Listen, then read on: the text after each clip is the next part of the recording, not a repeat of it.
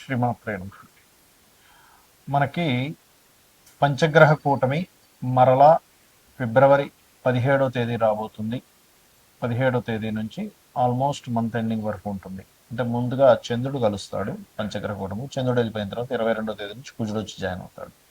కాబట్టి మధ్యలో 1-2 days gap ఇచ్చి మొత్తం మీద ఒక దాదాపుగా మీకు ఒక 12-13 రోజులు పంచగ్రహ కూటమి ఉంటుంది. దీని వలన మీకు కలిగేటువంటి ఫలితాలు ఏమిటి, ఏ విషయాల పట్ల మీరు జాగ్రత్తగా ఉండాలి. అదేవిధంగా మీరు చూడండి, ఇవాళ రేపు మనం ఎప్పటి నుంచో చెప్పుకుంటూ వస్తున్నాం. చాలా విచిత్రాలు జరుగుతాయి, చాలా అప్ అండ్ డౌన్ జరుగుతాయి. అదేవిధంగా షేర్ మార్కెట్ క్రాష్ అవుతుంది, గోల్డ్ రేట్లు సిల్వర్ రేట్లు తరగడాలు విపరీతంగా అవుతుంటాయి అనుకున్నాం. మరి ఇందులో ఇన్వెస్ట్మెంట్స్ చేసే వాళ్ళ పరిస్థితి కూడా ఏంటి, దానికి కూడా అసలు ఎటువంటి జాగ్రత్తలు తీసుకోవాలి అనేటువంటి విషయాలు కూడా తెలుసుకుందాం. అయితే ఈ యొక్క అంశాలు చెప్తుంది నేనైనప్పటికీ చెప్పిస్తుంది సాక్షాత్ లలిత అమ్మవారిగా భావిస్తూ ఒక్కొక్కటిగా మనం తెలుసుకుందాం. సింహం వారికి కనుక చూసుకున్నట్లయితే మీకు లగ్నంలో కేతు యొక్క సంచారం జరుగుతూ సప్తమ స్థానంలో పంచగ్రహ కూటమి ప్లస్ గ్రహణం కూడా అక్కడ ఏర్పడుతుంది. దీనివల్ల కలిగే శుభ ఫలితాలు ఏమిటి, తీసుకోవాల్సిన జాగ్రత్తలు ఏమిటి, ఏ దేవతారాధన చేయాలి, ఈ ఇన్వెస్ట్మెంట్స్ విషయంలో కూడా ఎటువంటి జాగ్రత్తలు తీసుకోవాలనేటువంటిది వీడియో ఎండింగ్ వరకు చూడండి, చెప్పడం జరిగింది. ఇక మీరు ఈ యొక్క అంశాలు చెప్తుంది నేనైనప్పటికీ చెప్పిస్తుంది సాక్షాత్ లలిత అమ్మవారిగా భావిస్తూ ఆ యొక్క అమ్మవారి యొక్క అనుగ్రహం మీకు పరిపూర్ణంగా కలగాలని మనస్ఫూర్తిగా కోరుకుంటూ, ఇక్కడ మీకు ఎప్పుడైతే సప్తమ స్థానంలో జరుగుతుందో ఇదంతా కూడా వివాహము, పార్ట్నర్స్, సామాజిక విషయాల మీద ఎఫెక్ట్ చూపిస్తూ ఉంటుంది. అంటే వద్దన్నా సరే కొన్ని సంబంధాలు వస్తూ ఉంటాయి.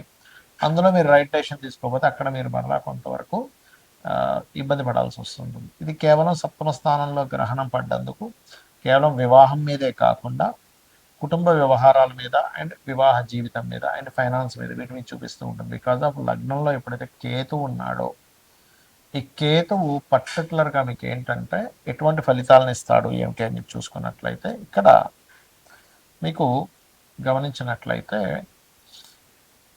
కేతువు లగ్నంలో ఉన్నందుకు కొంత చిత్ర విచిత్రం అనుకోండి, కొంత స్ట్రెస్ అనుకోండి, ఇటువంటివి కలుగుతూ ఉంటాయి ప్రధానంగా చూసుకున్నట్లయితే. అలాగే మరొక విషయం ఏంటంటే ఇక్కడ అంటే మీరు నిద్ర లేచిన వెంటనే కూడా కొంతవరకు మెడిటేషన్ చేయడం చేస్తూ ఉండండి.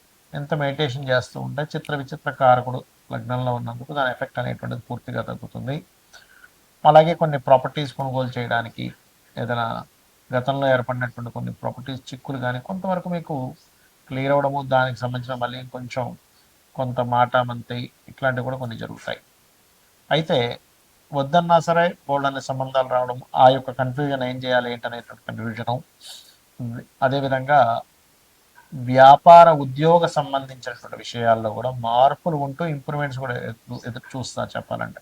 కాకపోతే సప్తమ స్థానంలో గ్రహణం కూడా పడుతుంది కాబట్టి విదేశాల్లో ఉంటూ అక్కడ వివాహ ప్రయత్నాలు చేసేటువంటి వారు కాస్త చూసి జాగ్రత్తగా చేయాలి వివాహ ప్రయత్నాలు, గుర్తుపెట్టుకోండి. అలాగే మీరు నిత్యము చేయవలసినటువంటి దేవత ఆరాధన, దీంతో పాటు మీకు అష్టమశని కూడా నడుస్తుంది కాబట్టి గోవులకు కాస్త బెల్లం తినిపించడము, నిత్యము దత్తాత్రేయుణ్ణి మరియు కాలభైరవుడి యొక్క అష్టకం వినడం కానీ చదవడం కానీ, కొంతమందికి చదవడం రాదు పాప, ఇంగ్లీష్ మీడియం చదువుకోవడం వల్ల నోరు సరిగ్గా తిరగనప్పుడు ఏమీ టెన్షన్ పడకండి, చక్కగా కాలభైరవ అష్టకం వినండి. విన్నట్లయితే కూడా ఖచ్చితంగా మంచి ఫలితాలు అనేటువంటివి రావడం జరుగుతాయి.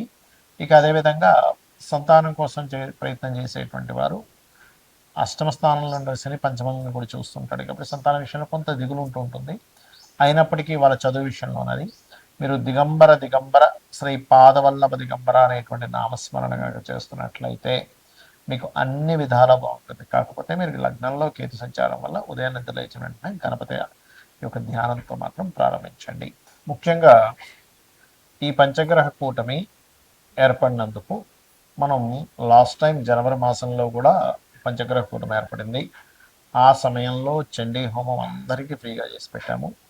అప్పుడే మనం అనౌన్స్మెంట్ చేసాం నెక్స్ట్ మంత్ క్షేత్రంలో జరుగుతుందని. కామాఖ్య శక్తిపీఠంలో ఈసారి 17, 18, 19 తేదీల్లో 17వ తేదీ గణపతి మరియు లలిత హోమము, 18వ తేదీ నవగ్రహ హోమము, 19వ తేదీ చండీ హోమం జరుగుతుంది. ఆ హోమం జరిగిన తర్వాత రుద్రాక్ష, ఆ హోమంలో పూజలో పెట్టినటువంటి రుద్రాక్ష మరియు అదేవిధంగా హోమ భస్మము, ప్రసాదం, డ్రై ఫ్రూట్స్ ప్రసాదము, మరియు అదేవిధంగా ఆ యొక్క సింధూర్ మనకి ఏదైతే అమ్మవారి యొక్క బొట్టు ఏదైతే ఉంటుందో అది కూడా మీకు పంపించడం జరుగుతుంది. ఎవరికైనా ఇంట్రెస్ట్ ఉన్న వాళ్ళు తీసుకోవచ్చు. అయితే ఇక్కడ గ్రహణం వేరే దేశాల్లో ఉన్నప్పుడు మరి ఆ యొక్క దేశాలలో ఉండేటువంటి వారికి మాత్రమే ఈ గ్రహణ ప్రభావం పడుతుంది. గుర్తుపెట్టుకోండి, ఇండియాలో ఉండే వాళ్ళకి కాదు. ఇండియాలో ఉండేటువంటి శ్రీమూర్తి ఎవరు కూడా గర్భంతో ఉన్నటువంటి వారు, దాని గురించి ఏమీ టెన్షన్ పడాల్సిన అవసరం లేదు. రైట్. మరి వేరే దేశాల్లో ఉండేటువంటి వారు, అక్కడ మీరు ఒకవేళ గ్రహణం ఎఫెక్ట్ పడింది, పిల్లల కోసం అక్కడ ఉంటారు, తల్లిదండ్రులు ఇక్కడ ఉంటారు, వాళ్ళ పేరు మీద ఇక్కడ మీరు దానం ఇవ్వచ్చు. ఏమేమి ఇవ్వాలి దానాలు చూసుకున్నట్లయితే బియ్యము, గోధుమలు, మినుములు, నువ్వులు, మరియు అదేవిధంగా కందులు, ఉలవలు కూడా ఇవ్వచ్చు.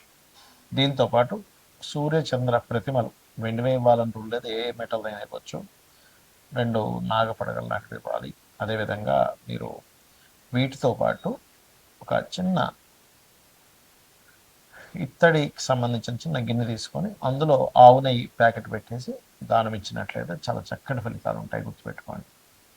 అలాగే గ్రహణ సమయంలో మీకు ఏదైనా సమస్య ఉన్నట్లయితే ఆ సమస్యకు సంబంధించిన, ఎందుకంటే ఇక్కడ ఇండియాలో లేదు కదా అంటే ఇది అవ్వక్కర్లేదు, ఇండియాలో లేదు కానీ ఇండియాలో లేకపోయినప్పటికీ గ్రహణ సమయంలో మీరు చేసుకునేటువంటి జపము యొక్క ఫలితము పూర్తిగా కలుగుతుంది, గుర్తుపెట్టుకోండి. ఓకే.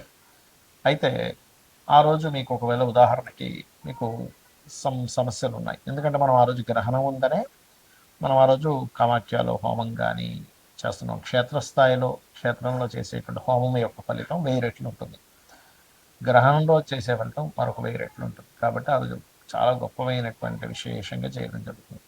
సరే, మీ మటుకు మీరు ఏదైనా మంత్రం చేసుకోవాలి, మీ ఇష్టదైవ మంత్రం చేసుకోవచ్చు, మీ గురువుల దగ్గర పొందిన మంత్రాన్ని మీరు చేసుకోవచ్చు చక్కగా, అందులో ఎటువంటి సందేహం లేదు. అలాగే ఇక్కడ మీరు ఏదైతే లలిత అమ్మవారికి సంబంధించిన అనుకుంటారు, లలిత సహస్రనామాలు, విష్ణు సహస్రనామాలు, శివ సహస్రనామాలు కూడా చేసుకోవచ్చు. దీంతోపాటు ఫైనాన్షియల్ ఇబ్బంది పడుతున్నటువంటి వారు ఓం సంపత్కరి సమారూఢ సింధుర వ్రత సేవితాయ నమః చేసుకోవచ్చు. అప్పులకి ఇబ్బంది పడుతుండేటువంటి వారు ఓం అపర్ణాయ నమః చేసుకోవచ్చు. ఇక ఫ్లక్చువేషన్స్ అవుతున్నాయని మనం చెప్పుకున్నాం ఈ పంచగ్రహ కూటముల వల్ల, గురువు అత్యాచారం వల్ల, గురువు మిథున రాశిలో ఉండడం వల్ల షేర్ మార్కెట్ కానీ బంగారు సిల్వర్ రేట్స్ కానీ మనం చెప్పుకున్నాం ఆల్రెడీ, విపరీతంగా పెరుగుతాయని చెప్పుకున్నాము, కొంత ఇబ్బంది వస్తుందని చెప్పుకున్నాం. మరి మీరు ఇబ్బంది పడకుండా ఉండాలంటే ఏం చేయాలి? ఏ రాశి వారైనా, ఏ లగ్నం వాళ్ళైనా ముందుగా ధనాధిపతి, మీ లగ్నం నుంచి ధనాధిపతి ఎవరో తెలుసుకోండి, మీకు ధనాన్ని ఇచ్చే కారకుడు ఎవరో తెలుసుకోండి, ఆ అధిష్టాన దేవత ఆరాధన చేసుకోండి. ప్రతి లగ్నానికి ధనాధిపతి ఉంటాడు. అలాగే పంచమాధిపతి నిర్ణయం తీసుకునేటువంటి కారకుడు. ప్రజెంట్ పంచమ స్థానంలో కేతు ఉన్నాడు కాబట్టి న్యాచురల్ పంచమ స్థానంలో అందరూ గణపతిని ధ్యానం చేయడం వల్ల మీరు ఎటువంటి రాంగ్ డెసిషన్స్ తీసుకోకుండా ఉంటారు. అలాగే మీ లగ్నం నుంచి పంచమాధిపతిని చేయడం వల్ల మీరు రైట్ టైంలో రైట్ డెసిషన్ తీసుకోవడం జరుగుతుంది. అలాగే ఇక్కడ మరొక విషయం ఏంటంటే లాభాధిపతి, వ్యయాధిపతి అంటే ఇన్వెస్ట్మెంట్స్ కారకుడు ఎవరైతే ఉన్నారంటే 12వ స్థానాధిపతి ఎవరో తెలుసుకొని దానికి సంబంధించిన దానము చేయాలి. లాభాధిపతిని చేయడం వల్ల ఏమవుతుందంటే సక్సెస్ రేట్ అనేది పెరుగుతుంది. ఇప్పుడు చూడండి, చాలామంది ఫలానా తక్కువ ఉన్నప్పుడు కొన్నామండి, పెరిగినప్పుడు భలే లాభాలు వచ్చాను అందుపడ్డ వాళ్ళు ఉన్నారు సొసైటీలో. ఇప్పుడు అయ్యో అనవసరంగా ఎక్కువ ఉన్నప్పుడు కొని ఇప్పుడు తగ్గాయని చెప్పి బాధపడ్డ వాళ్ళు ఉన్నారు. 2 రకాలుగా ఉంది ఇప్పుడు ప్రస్తుత పరిస్థితి. కానీ మీరు ఎక్కడా కూడా ఎక్కువగా ఉండి కొన్నప్పుడు తగ్గిపోయి ఇబ్బంది పడకుండా ఉండాలంటే ఈ నలుగురు అంటే ధనాధిపతి, పంచమాధిపతి ఆలోచనాకారకుడు, లాభాధిపతి, వ్యయాధిపతి, మీ లగ్నం నుంచి ఎవరు ఏ ఫలితాలు ఇస్తున్నారో తెలుసుకొని దానికి సంబంధించిన దానము, మంత్రము చేయడం ద్వారా అనవసరంగా మీరు రాంగ్ ఇన్వెస్ట్మెంట్ చేసి ఇబ్బంది పడకుండా ఉండగలుగుతారు, గుర్తుపెట్టుకోండి.